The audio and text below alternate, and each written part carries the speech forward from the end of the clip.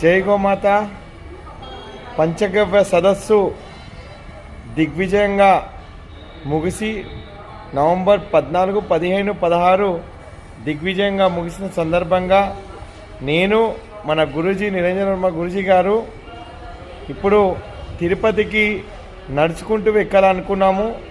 ఆ కలియుగ వెంకటేశ్వర స్వామిని మేము నడుచుకుంటూ ఆ తిరుమల కొండ ఎక్కి ఈ రాత్రి ఇప్పుడు 8 అవుతుంది.